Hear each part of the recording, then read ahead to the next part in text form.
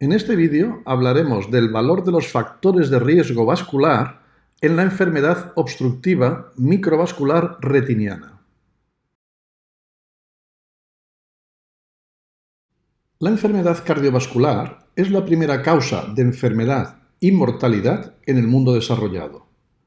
Las afectaciones vasculares coronarias, renales, cerebrales y arteriales periféricas son algunas de las más ampliamente estudiadas dentro de esta familia. Sin embargo, existen otras enfermedades menos frecuentes localizadas en órganos no vitales, pero sí funcionalmente muy discapacitantes. Este es el caso de la enfermedad obstructiva microvascular retiniana, un conjunto de enfermedades que cursan clínicamente con disminución brusca, grave e indolora de la agudeza visual.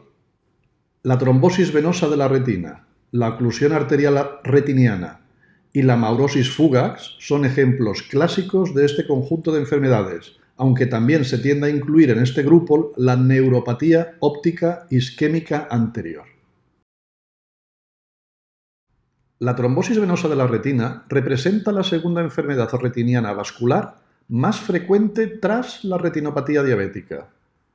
Incluye la trombosis de la vena central de la retina y la trombosis de una de sus ramas, la trombosis venosa de rama retiniana. En estudios de 10 años de evolución referidos en el Blue Mountain Eye Study, se describe una incidencia acumulada de trombosis de vena central de la retina del 0,4% y de trombosis de rama retiniana del 1,2%. Como veis en la diapositiva, la prevalencia va aumentando en función de la edad y pasa de ser del 0,7% entre los 49 y 60 años a ser del 4,6% en mayores de 79 años. La edad media de presentación son 63 años. Una vez establecida la trombosis venosa retiniana, puede desarrollarse afectación del ojo contralateral en un 6,5% de los casos. Y este último dato es muy importante, ya que nos indica que casi el 7% de las personas en las que se inicia una trombosis venosa retiniana pueden finalmente quedarse ciegas por afectación bilateral. Es fundamental en este y en todos los siguientes casos actuar sobre los factores de riesgo para tratar de impedir esto. La patogénesis de la trombosis venosa retiniana puede explicarse por la creación de trombos venosos asociadas a zonas de estrechamiento de la luz venosa retiniana, lo cual origina una dificultad de paso del retorno sanguíneo venoso. También va a crear entonces una éstasis venosa y, por supuesto, una pérdida del flujo laminar, con presencia a nivel de estas zonas de flujo turbulento. Estas zonas se concentrarán en los cruces arteriovenosos retinianos y también en la lámina cribosa de la esclera, desde donde la vena sale del globo ocular.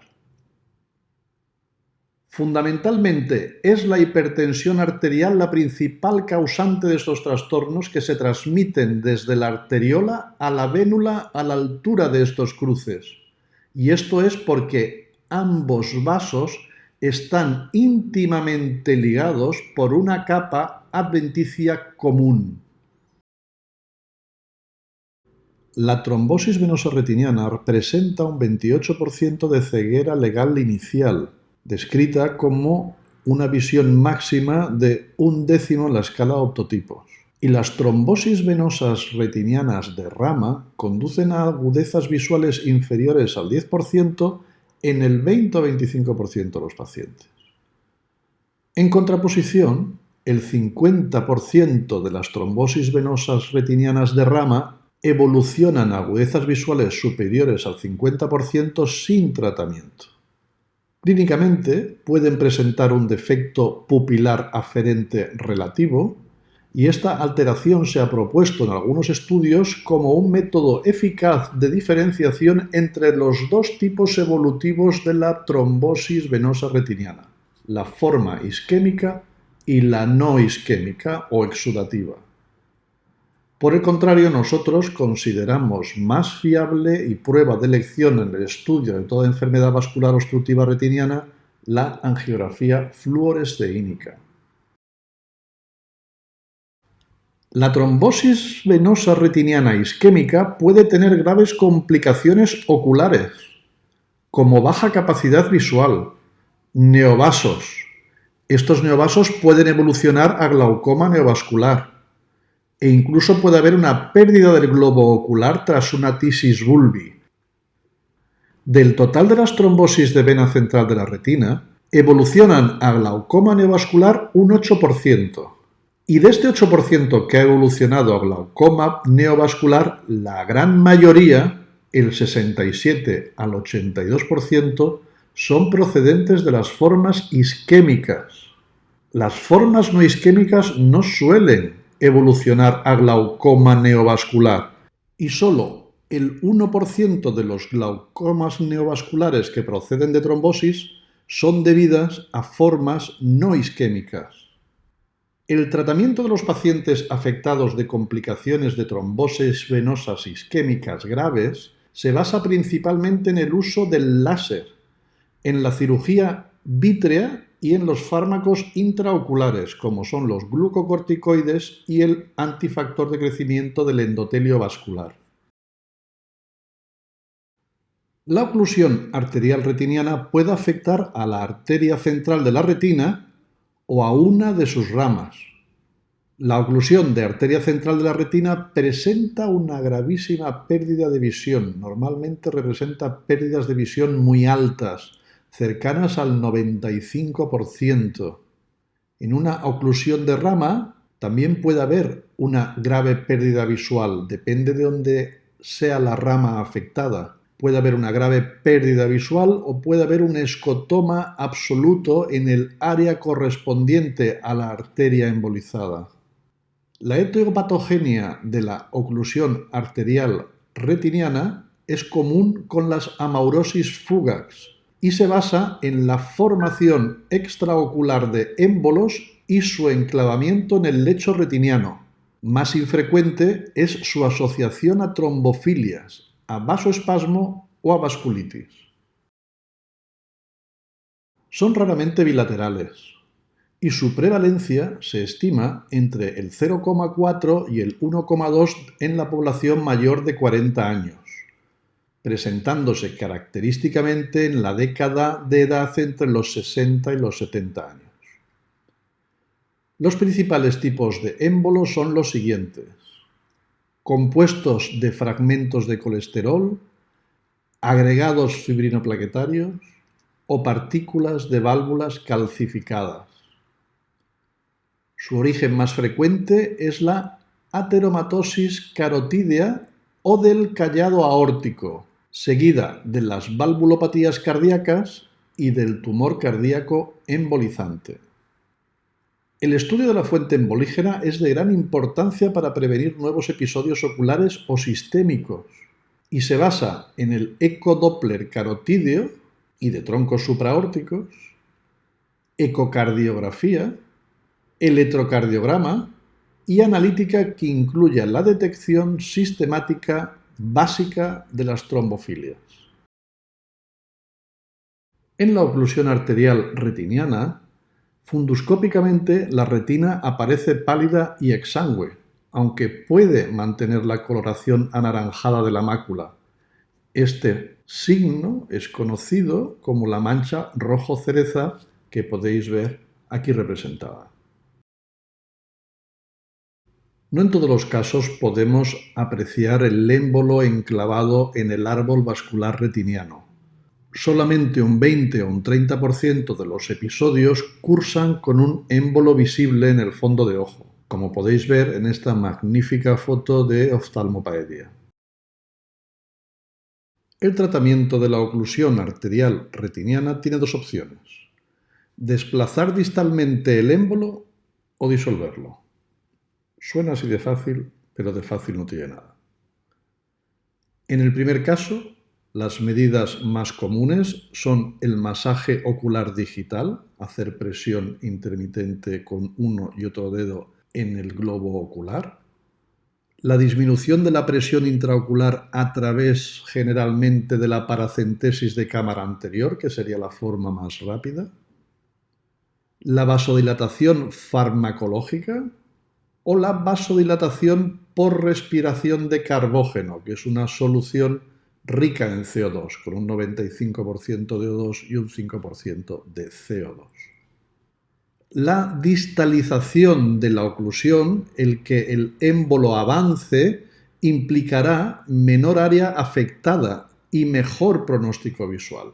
Eso es lo que pretende hacer que el émbolo se haga más distal. Sin embargo, la recanalización de la oclusión mediante la trombolisis ha demostrado ser la única medida eficaz a largo plazo. El inconveniente es que tiene que hacerse rápidamente antes de las 2 primeras horas de evolución. Y otra cosa que tenemos que hacer es valorar cuidadosamente el paciente por sus riesgos hemorrágicos. El pronóstico visual de los pacientes afectados de oclusión arterial retiniana es poco esperanzador.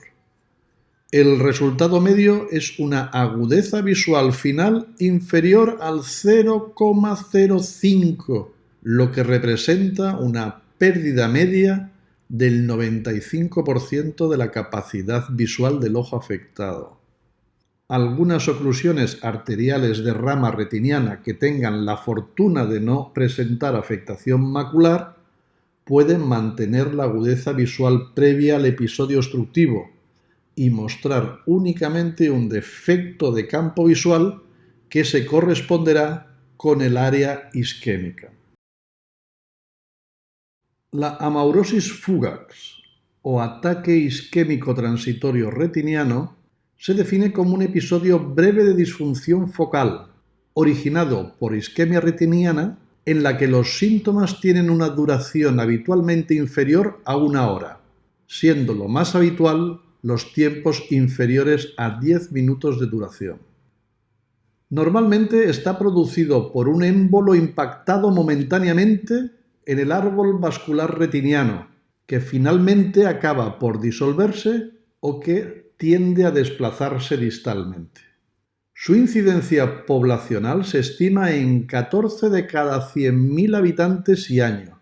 La etiología se comparte con la obstrucción arterial retiniana y su tratamiento se centra en diagnosticar y tratar la fuente embolígena, ya que frecuentemente es el preludio o el acompañamiento de procesos obstructivos más graves, tanto oculares como cerebrales. Este hecho indica que ante la aparición de un episodio de amaurosis fugax, se debería contar con una exploración de imagen que analice la posibilidad de infarto cerebral. El estudio del origen embólico, en estos casos, es similar y nos remitimos al descrito por la obstrucción arterial retiniana. En cuanto al pronóstico, a diferencia de la obstrucción arterial retiniana, en la amaurosis fugax no existen secuelas visuales. La neuropatía óptica isquémica anterior es la consecuencia de la afectación microvascular del nervio óptico en la papila.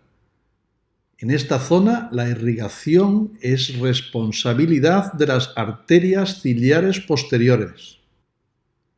Mayoritariamente presenta muy baja visión, menos del 10%, y afectación típicamente del campo visual inferior, y forma un defecto altitudinal fácilmente demostrable con la campimetría computerizada.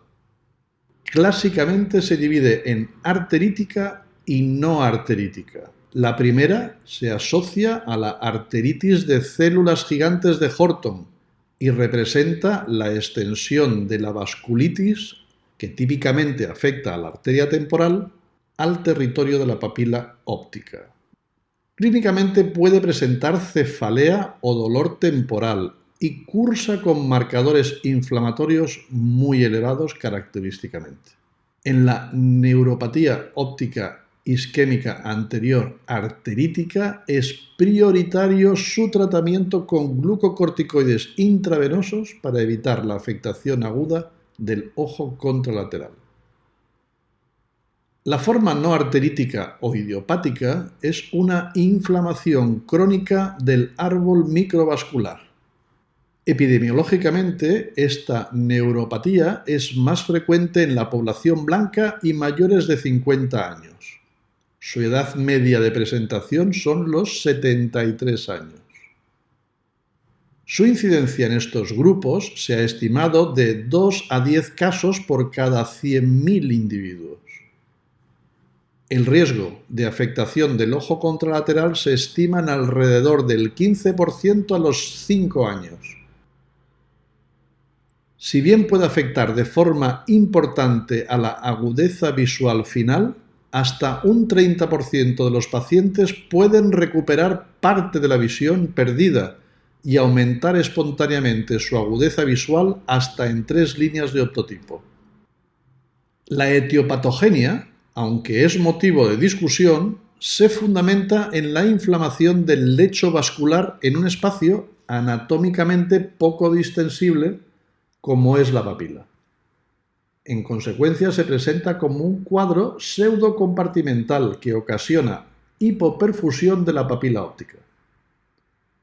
Cuando exploramos el fondo de ojo se puede observar una papila óptica edematosa y con hemorragias en su superficie, como típicamente podéis ver en la foto de nuestro compañero Bernardo Sánchez Dalmau. No se ha demostrado la eficacia de ningún tratamiento médico o quirúrgico en el protocolo terapéutico de la neuritis óptico-isquémica anterior no arterítica, por lo que es básica la prevención de sus factores de riesgo. Los principales factores de riesgo de las enfermedades microvasculares de la retina son la hipertensión arterial, la dislipidemia, el sobrepeso y la obesidad, la diabetes mellitus y el tabaquismo.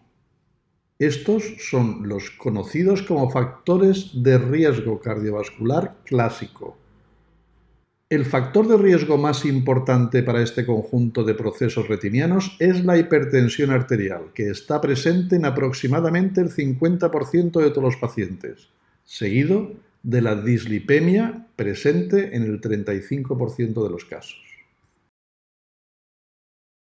En cuanto a los otros factores de riesgo, que no son la hipertensión ni la dislipemia, estos otros factores de riesgo, como digo, se distribuyen de forma diferente según el proceso. Los enfermos de trombosis venosa retiniana, por ejemplo, suelen tener dislipemia, tendencia al sobrepeso y también presentan de forma característica hipertensión acompañada de hipertrofia del ventrículo izquierdo hasta en un 50% de los casos. Los pacientes con obstrucción arterial retiniana suelen ser hipertensos, frecuentemente fumadores y con afectación ateromatosa de carótidas y coronarias. Los afectados de neuritis óptico-isquémica anterior suelen tener hipertensión arterial, dislipidemia, tendencia al sobrepeso y diabetes. Recientemente se ha profundizado en el estudio de nuevos factores de riesgo en la enfermedad microvascular retiniana, los llamados factores emergentes.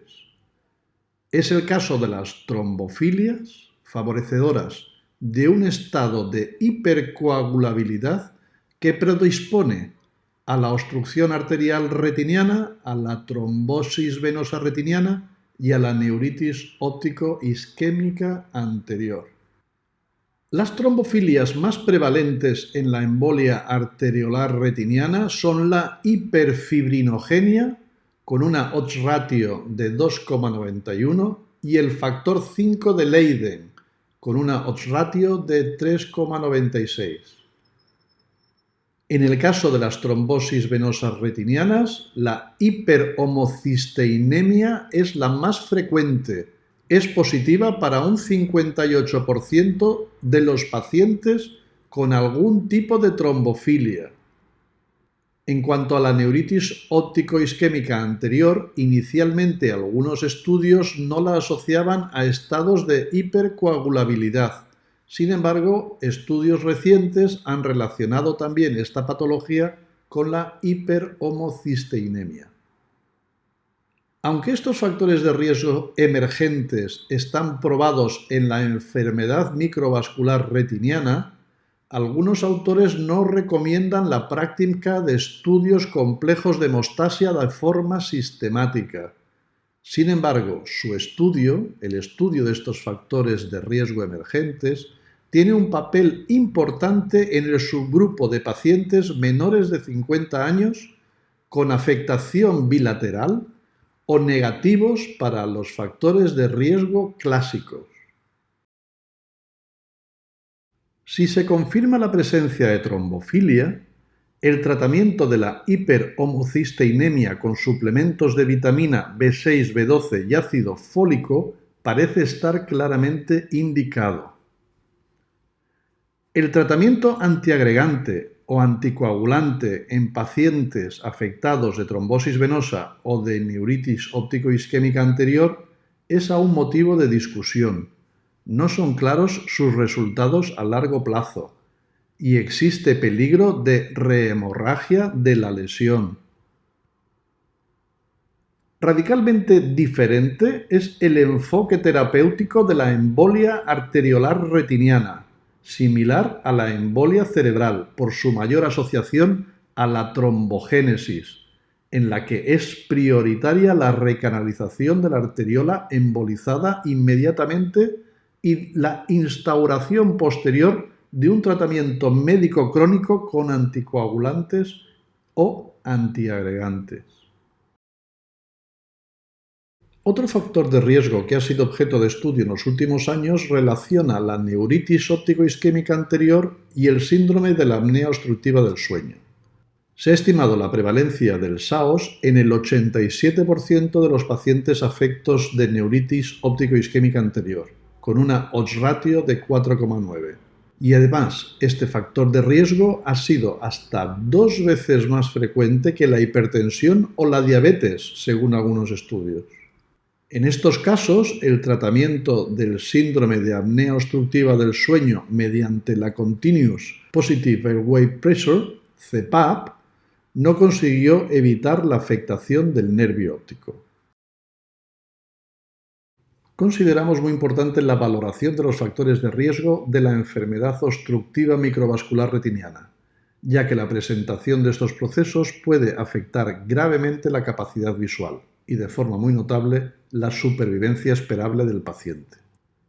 Se ha descrito que los afectados de trombosis venosa retiniana presentan un aumento significativo de la mortalidad cardiovascular en menores de 70 años. La mortalidad por episodio vascular dobla a la del grupo control en la franja entre los 43 y 69 años. Esta disminución de la supervivencia se correlaciona con el aumento de la incidencia de infarto agudo de miocardio e ictus y se atribuye a los propios factores de riesgo cardiovascular presentes en los enfermos de trombosis venosa retiniana. Por otra parte, en los pacientes afectados de oclusión arteriolar retiniana presentan una disminución de la supervivencia a largo plazo. Se estima un aumento de la mortalidad del 30% en estos pacientes. Esto se explica principalmente debido a que presentan una tasa de mortalidad cerebrovascular cercana al doble de la población de referencia. De forma similar a la obstrucción arteriolar retiniana, en los pacientes afectados de amaurosis fugax se estima un 4% de mortalidad anual sin tratamiento, y la mortalidad se debe principalmente a cardiopatía isquémica y a infarto agudo de miocardio. En conclusión, la enfermedad microvascular de la retina tiene un tratamiento clínico que debe hacerse teniendo en cuenta las causas y las repercusiones sistémicas, y comparte factores de riesgo con todo el espectro de la enfermedad cardiovascular. El conocimiento, la valoración y la corrección de los factores de riesgo no solo se orientan a la salud visual, sino que, principalmente, deben reconducir una situación de alta morbimortalidad cardiovascular. Muchas gracias por vuestra atención.